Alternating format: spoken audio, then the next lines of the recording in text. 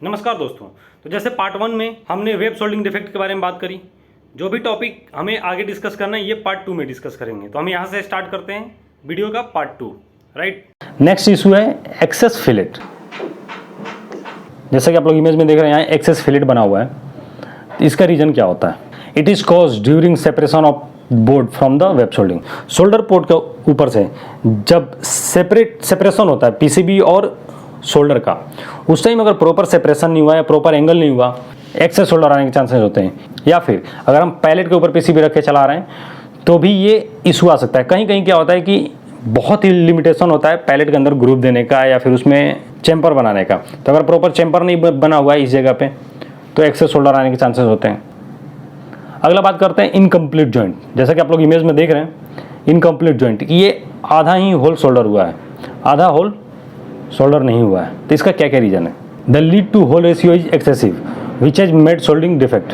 It means कि जो component leg कम thickness है और ये होल का डायमीटर है, उसका रेशियो सही नहीं है। कंपोनेंट का लेग है बहुत पतला और होल है बहुत बड़ा, तो उसमें ये इनकम्प्लीट जॉइंट आने के चांसेस होते हैं, right. The hole to lead ratio is normally the lead diameter plus 0.5 mm which is the normal guideline for automotive industry. It means कि सपोज दैट अगर हमारा 1 mm का लीड है तो जो पीसीबी का डायमीटर होना चाहिए वो 0.5 mm इधर और 0.5 mm इधर एक्स्ट्रा होना चाहिए, मतलब 1.5 mm का ही डायमीटर होना चाहिए। अगर 1 mm का लीड है और 3 या 4 mm का डायमीटर है तो ऐसे इशू आएंगे, राइट। Poor hole filling. देखिए पुअर होल फिलिंग क्या होता है? जैसा कि आप लोग इमेज में देख रहे हैं, बॉटम साइड हमने वेब सोल्डिंग किया था और टॉप साइड शोल्डर प्रॉपर नहीं पहुंच पाया, राइट। ये देखिए, इसको बहुत लोग पीटीएच बोलते हैं कि पीटीएच प्रॉपर फेल नहीं हुआ।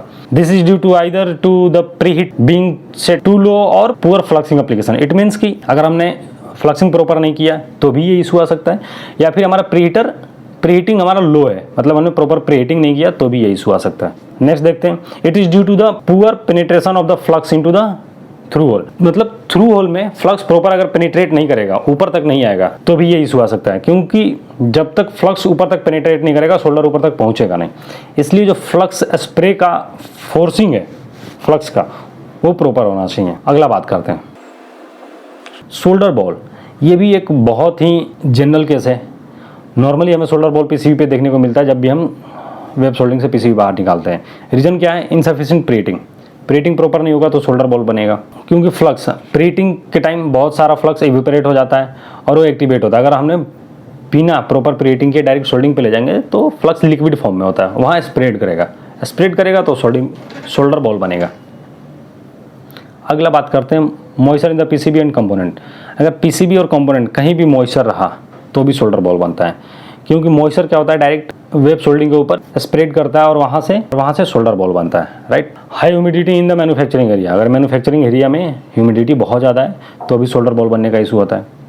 Next, if the solder is falling at distance from the printed circuit board edge the wave separation, the solder can literally splash back from the bath. It means कि PCB जब separate होता है, shoulder वापस PCB से टकरा के जब shoulder web में गिरता है, और शोल्डर वेब में गिरने का प्रोसेस प्रॉपर नहीं है, मतलब बहुत हाइट से अगर शोल्डर वेब में गिरता है तो नीचे से छींटा उड़ेगा। सपोज दैट पानी अगर हम बहुत दूर से किसी बकेट में डालेंगे तो नीचे से छींटा उड़ता है, वैसे ही शोल्डर अगर पॉट में बहुत हाइट से नीचे गिरेगा तो वहाँ से स्प्रेडिंग करता है और छींटा उड़ता है शोल्डर बॉल का, और वो जाके पीसीबी पे कहीं कहीं चिपक जाता है, right. And the next reason is the solder ball can form on a track. जैसा कि आप लोग सेकेंड इमेज में देख रहे हैं कि ट्रैक के ऊपर ही शोल्डर बॉल चिपका हुआ है, ये ट्रैक के ऊपर शोल्डर बॉल चिपका हुआ। तो इसका मेन रीज़न क्या है कि जो ट्रैक के ऊपर मास्किंग होता है, जो पीसीबी के ऊपर ट्रैक होता है उसके ऊपर एक ग्रीन मास्किंग होता है। अगर ग्रीन मास्किंग प्रॉपर नहीं है, थोड़ा सा भी कहीं निकल गया और कॉपर दिख गया तो शोल्डर वहाँ चिपक जाएगा। नेक्स्ट बात करते हैं शोल्डर फ्लैग के बारे में, या फिर इसको स्पाइक भी बोलते हैं। जैसा कि इमेज में दिख रहा है आपको, फ्लैग बना हुआ है, इसे स्पाइक भी बोलते हैं। तो इसका क्या क्या रीजन होता है? शोल्डर फ्लैग और spike are due to the either the incorrect fluxing application. अगर प्रॉपर फ्लक्सिंग नहीं हुआ है पीसीबी में तो ये फ्लैग बनता है। पुअर कॉन्टैक्ट और separation from the solder wave would tends to be a random fillet. It means कि प्रॉपर अगर सेपरेशन नहीं होगा शोल्डर पॉट से पीसीबी का तो वहाँ भी ये फ्लैग बनने का चांस होता है। The length of the pin is also excessive. The lead length should not excess from 1.5 to 2 mm below the level of the board, मतलब कि बोर्ड से बाहर सिर्फ 1.5 या 2 mm का ही लेग बाहर आना चाहिए। अगर इससे ज़्यादा लेग बाहर आता है तो ये ऐसे फिलेट बनने का चांस होता है और फ्लैग बनने का चांस होता है, राइट। नेक्स्ट बात करते हैं शोल्डर शॉर्ट के बारे में। इसे कुछ लोग शोल्डर ब्रिजिंग बोलते हैं, शोल्डर शॉर्टिंग बोलते हैं, एक्सेस शोल्डर है। तो इसका प्रॉपर रीजन क्या होता है?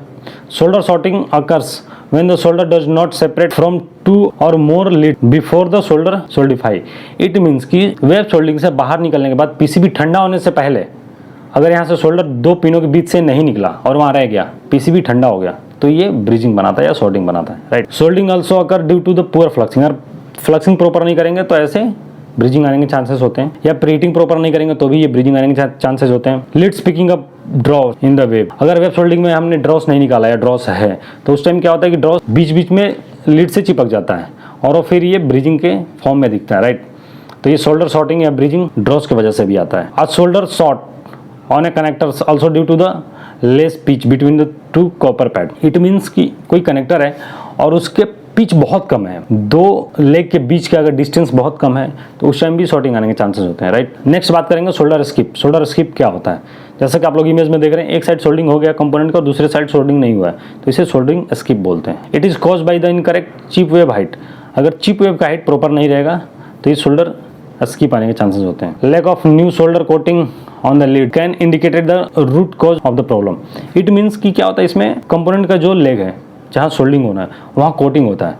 कोटिंग अगर प्रॉपर नहीं है या फिर पीसीबी के पैड पे अगर प्रॉपर कोटिंग नहीं है तो भी ये शोल्डर वहाँ नहीं पकड़ता और शोल्डर स्किप आने के चांसेस होते हैं, राइट। इनसफिशिएंट फ्लक्सिंग, अगेन अगर फ्लक्सिंग प्रॉपर नहीं हुआ है तो भी ये चांसेस होते हैं। नेक्स्ट बात करते हैं एक्सेस शोल्डर के बारे में। जैसा कि आप लोग इमेज में देख रहे हैं, किसी पॉइंट पे ज़्यादा शोल्डर आ जाता है, रिक्वायरमेंट्स अगर ज़्यादा शोल्डर आ जाता है तो उसे एक्सेस शोल्डर बोलते हैं।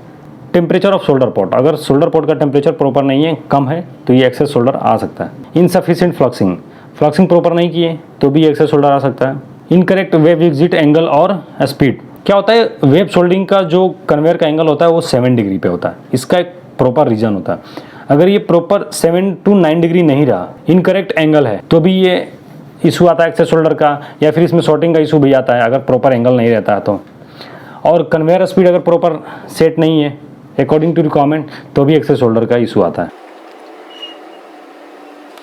तो आज की वीडियो में इतना ही। होप आपको ये वीडियो पसंद आया होगा। अगर ये वीडियो पसंद आया तो प्लीज़ अपने दोस्तों के साथ शेयर जरूर करें, और आप कमेंट बॉक्स में कुछ क्वेश्चन भी पूछ सकते हैं और हमें सजेशन भी दे सकते हैं कि वीडियो सुधारने के लिए और हमें क्या क्या करना चाहिए, राइट। Thank you.